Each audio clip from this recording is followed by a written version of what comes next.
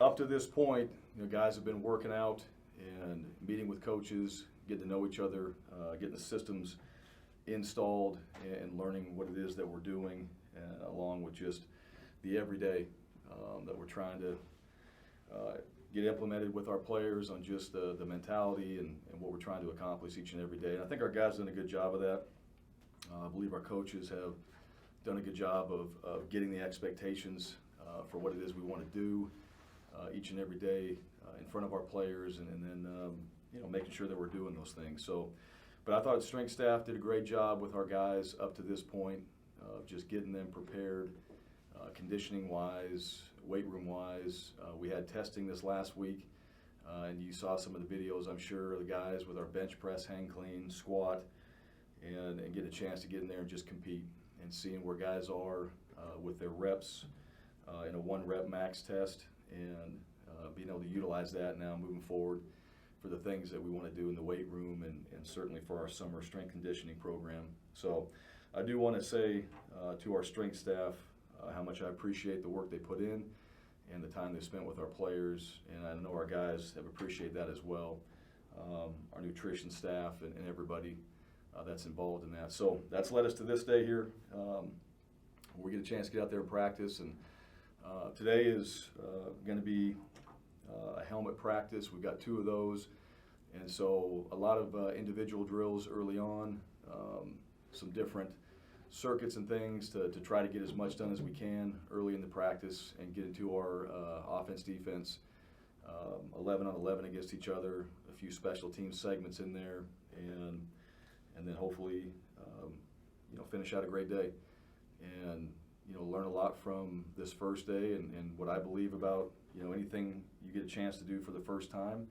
You get one shot to make a first impression. I think that's important for players and coaches and everybody to understand. And this is the first time for this staff, this team, to be together in a real football setting. And so I hope everybody comes out there and puts their best foot forward, and we have a really focused day. We have a day where our effort is high and we get a lot done, where we can build off of that, review it going into the next day, and then continue that on our Wednesday practice that will follow. So we'll have 3 practices during this week and then 1 on Saturday. So we'll go Monday, Wednesday, Friday. We'll have a Saturday practice as well, and then we'll regroup and come back with a Monday, Wednesday, Thursday schedule for the following week, and then we'll have a break in between and come back and finish out the second half of spring ball. So really for all the coaches, just a lot of gearing up and excitement, and just looking forward to getting out there and getting a chance to work with these guys. So with that, open up for questions. Coach, our first question is from Jason Caldwell. Hey, it's Jason Caldwell from Inside the Auburn Tigers. We know you hired Derek Mason, who's a guy that's done a lot of 3-4, 4-3, some different things. What do you foresee kind of the scheme-wise for your guys, and I guess how important is it to be versatile on defense nowadays? Yeah, well, what you just said, I think a little of everything. I think you're 3 down, 4 down front to see both of those. And like you said, just to be versatile, you got to be able to play both. You got to be able to get in a 3-man front. You got to be able to get into a 4-man front. You got to be able to bring backers and walk them up and be aggressive, short yardage situations, goal line, whatever that is. So to me, we'll see both of those throughout spring. He's going to be the one that's going to be managing that and how much we see as far as the defensive install goes, but we know from an offensive standpoint, we'll see that from our defense. And then the different coverages, right? I think one of them, that everybody has to make sure they practice is man coverage, and you'll see man coverage out there. You'll see the man techniques. That's one where, that just takes time, and that's your one-on-one that you're going to spend probably the majority of your time teaching, is just your man technique and coverages. So we'll certainly work on that, and then there'll be a mixture of it, right? As spring goes on and practices, we start stacking days. You go back and forth. What did we do well? What did we not do well? And I think you'll see a little bit of everything. And that's the beauty of spring. That's for us right now. We're implementing our systems for the first time. We're getting a chance to get out there and actually do them with the players. But also, I think spring is a great time to test and tune and try some things and see how it fits with your personnel. See how that fits maybe with something you want to do going into this next season. There is no game, at the end of spring, and you can adjust the way you want to. You can slow it down, speed it up. You can go back and cover another install if you want to. So there's a lot of things that spring ball does as far as just giving you freedom as a coach. But, we want to push and we want to make sure we get in the installs that we have set, especially in the first 7 practices. And then we want to regroup when we have that week in between and come back and say, all right, here's where we are, where we're going.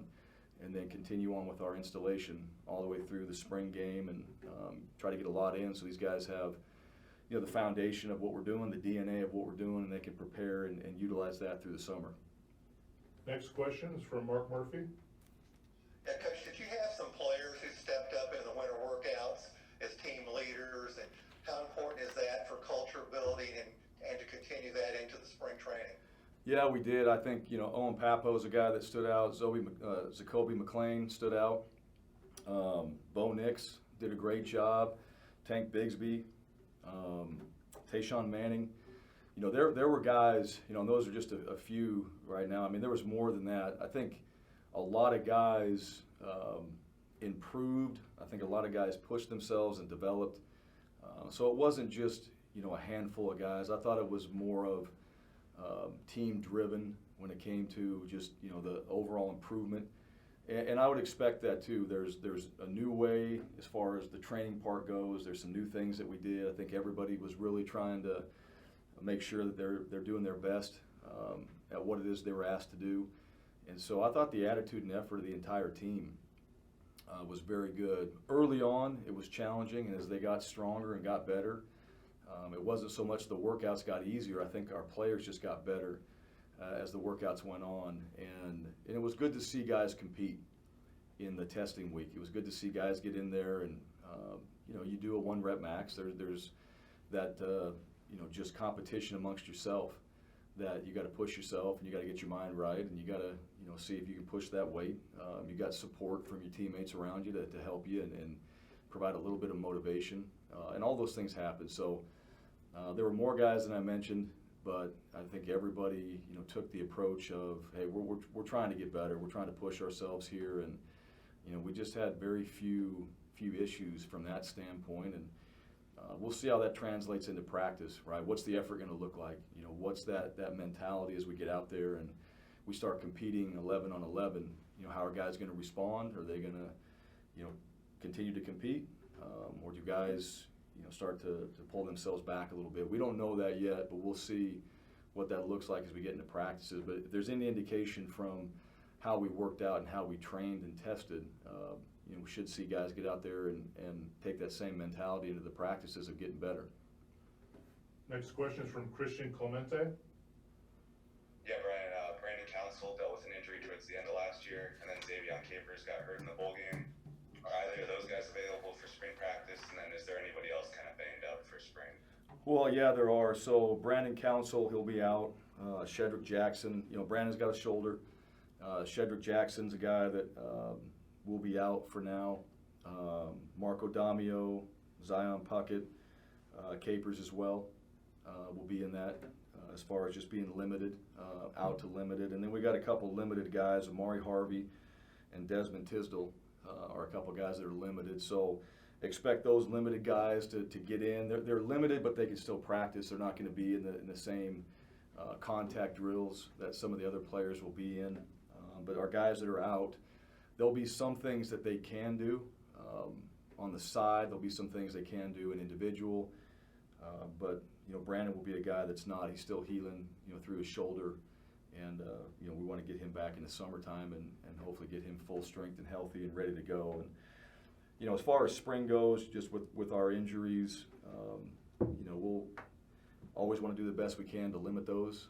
And things do happen, and so that's why we have a great training staff and why we got to stay focused on our training to try to limit as many injuries as possible. And how we practice is extremely important as a part of that. But these guys that I mentioned here, they're doing a really good job of coming in and taking care of themselves and doing the things they need to. And if we can get a little bit out of them in spring or get a few things done, we'll try to. And there'll be some guys like Brandon right now that just are not going to be able to do that. But he'll be out there mentally and then focused on what we're doing. He'll be learning. And then he'll get a chance to, when he starts to get some more range of motion in that shoulder and be able to do things, to start doing it on his own and be ready for summer be able to get a lot of that work in the summertime. Next is Gianna Hahn. Hey Coach, Gianna Hahn from AL.com. What have you kind of learned about Bo as you gotten to know him a bit better, and how are you planning to approach that quarterback position as you head into the spring? Did you ask what I've got to learn about Bo? Yeah. Yes. Yeah, well, really all those guys, Grant Loy, Bo, Davis, Garnett, Pate, all those guys that are in that room right now,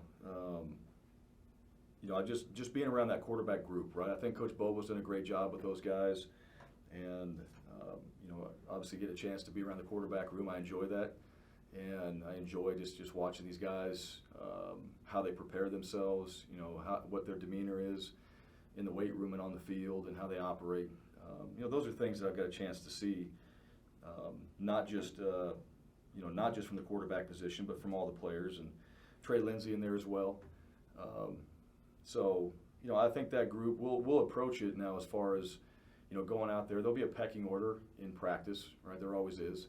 I wouldn't say that we necessarily have a depth chart set. We have a pecking order. Bo will go out there first. Grant will be out there. All right, that will get mixed as we go through practices. Guys will get their shot to run with the ones and twos, or whatever we consider the ones and twos at the time.